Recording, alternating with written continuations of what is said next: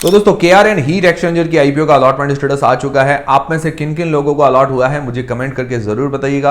अगर आपको अलॉट नहीं हुआ है तो निराश होने की जरूरत नहीं है, उनके लिए भी स्ट्रैटेजी है इस वीडियो के अंदर कि नया बाय करना चाहिए या नहीं करना चाहिए।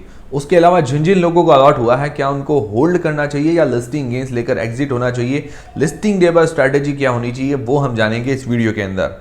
और अगर अभी तक आपने चेक नहीं किया इसका अलॉटमेंट स्टेटस तो बिग शेयर की वेबसाइट पर जाकर चेक कर लीजिए। मैंने टेलीग्राम और व्हाट्सएप चैनल पर भी इसका अपडेट कर दिया था, इसीलिए कहता हूं ये दोनों चीजें ज्वाइन कर लीजिए, टेलीग्राम और व्हाट्सएप चैनल, उनकी लिंक डिस्क्रिप्शन के अंदर है। और काफी लोगों ने हमें इंस्टाग्राम पर मैसेजेस करके और यूट्यूब पर कमेंट्स करके जानकारी दी थी। मैंने कहा भी था कि वीडियोज के अंदर नाम फ्लैश कर दिए जाएंगे, तो इन सभी लोगों ने हमें जानकारी दी है। आप भी इस तरह से हमें जानकारी दे सकते हैं। और दोस्तों 3 लाख सब्सक्राइबर पूरे होने की खुशी में हमने एक गिव अवे रखा है, आगे आपको वीडियो में बताता हूं।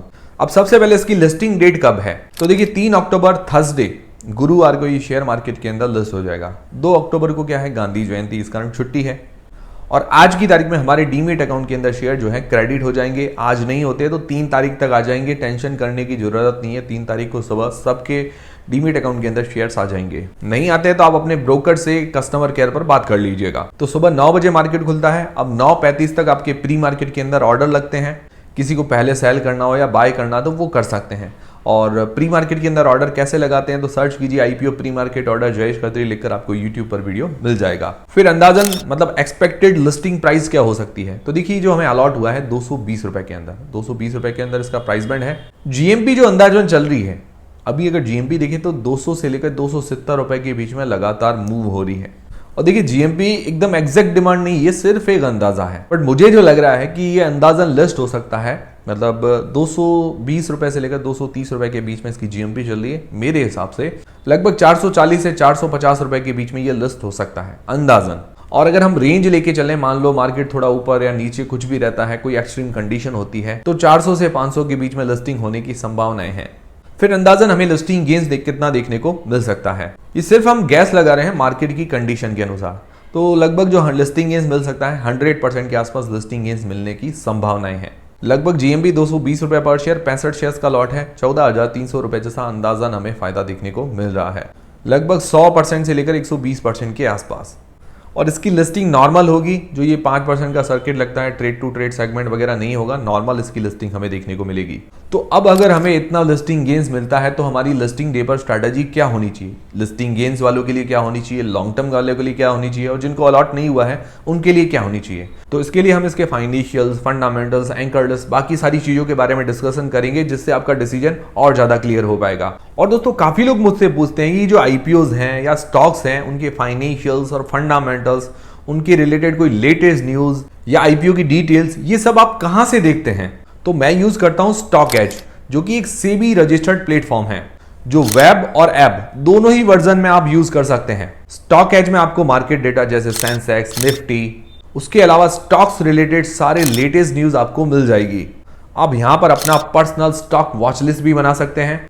एफआईआईज, डीआईआईज ने कहां पैसा लगाया, आईपीओज, उसके अलावा ट्रेंडिंग स्टॉक्स, फंडामेंटल और टेक्निकल डिटेल्स, सारी चीजें एक ही जगह पर मिल जाएगी। उसके अलावा फेमस इन्वेस्टर्स के पोर्टफोलियो भी चेक कर सकते हैं, जैसे राकेश झुनझुनवाला, राधाकिशन दामानी। उसके अलावा investment theme, sector analysis, chart patterns और भी बहुत सारे फीचर्स देखने को मिल जाते हैं। वैसे इनका जो प्रीमियम मेंबरशिप प्लान है 399 रुपीज पर मंथ का है, पर हमारे 3 लाख सब्सक्राइबर पूरे होने की खुशी में हमने स्टॉक एज के साथ मिलकर एक गिव अवे रखा है। तो फर्स्ट 300 सब्सक्राइबर्स को मिलेगा स्टॉक एज का प्रीमियम मेंबरशिप प्लान 30 दिन के लिए बिल्कुल फ्री में। आपको सिर्फ कोड यूज करना है जयेश 100।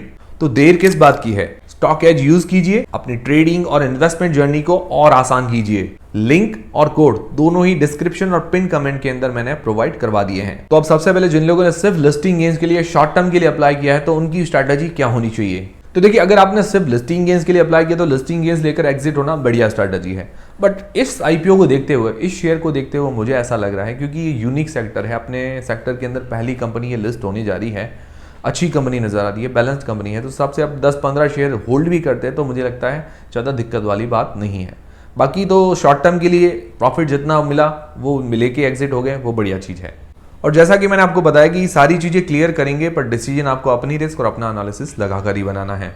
फिर दोस्तों लॉन्ग टर्म के लिए जिन लोगों ने अप्लाई किया है तो उसके पॉजिटिव्स और नेगेटिव्स दोनों ही देख लेते हैं। पॉजिटिव में सबसे बढ़िया चीज है कि सेक्टर यूनिक है, अपने सेक्टर के अंदर ये पहली कंपनी लिस्ट होने जा रही है और अपने सेक्टर के अंदर लीडिंग कंपनीज में इसका नंबर आता है और अभी कोई भी पीयर कंपटीटर वगैरह नहीं है, मतलब पहली कंपनी है और इसके लिए बेनिफिट है।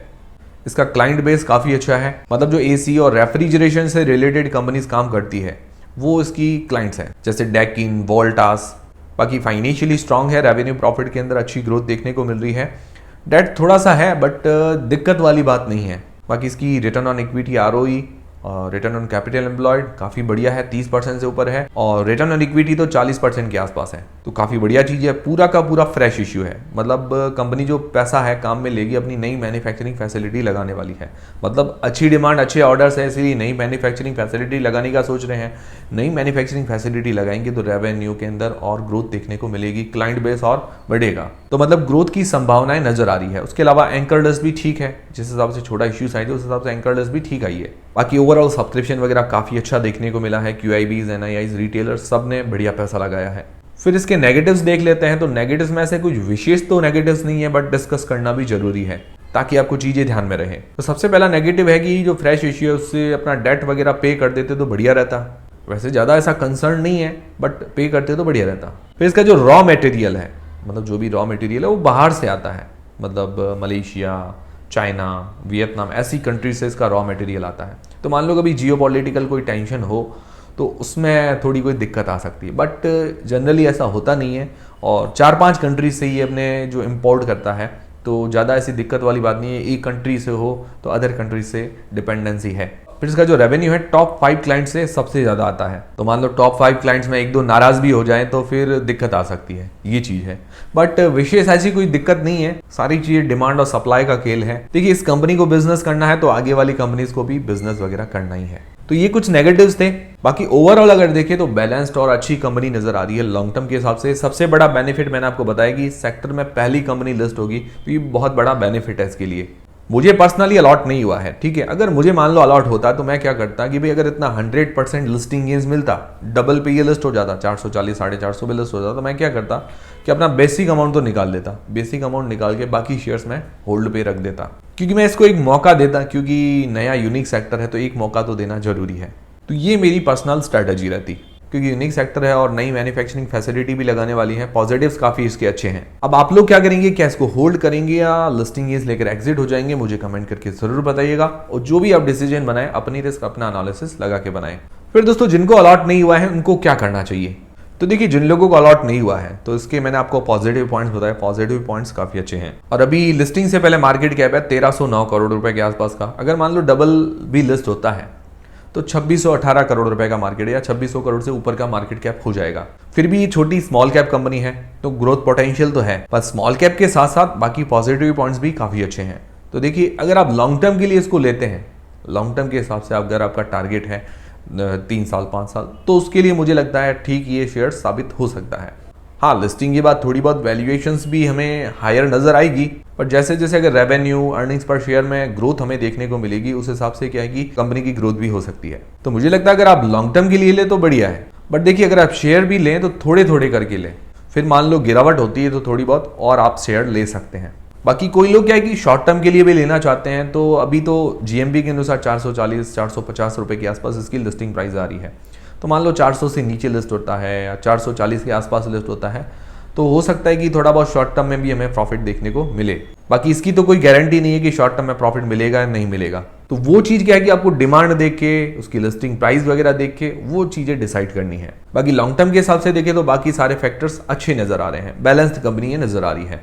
बाकी मेरी तरफ से आपको बाय करने सेल करने का डिसीजन नहीं है, जो भी आप डिसीजन बनाएं अपनी रिस्क अपना एनालिसिस लगा के बनाएं। तो ये थी तीनों सोच वाले लोगों के लिए स्ट्रेटजी, शॉर्ट टर्म के लिए, लॉन्ग टर्म वालों के लिए और जिनको अलॉट नहीं हुआ उनके लिए। तो आपको स्ट्रेटजी पसंद आई है, आपका माइंड कुछ क्लियर हुआ है, तो वीडियो को एक लाइक जरूर करें और मुझे कमेंट करके जरूर बताएं, इससे हमें काफी मोटिवेशन मिलता है। और दोस्तों और भी इस IPO या कोई और अदर स्टॉक्स को लेकर जानकारी चाहिए तो स्टॉक एज पर आपको मिल जाएगी। स्टॉक एज की लिंक मैंने डिस्क्रिप्शन और पिन कमेंट के अंदर प्रोवाइड करवा दी है।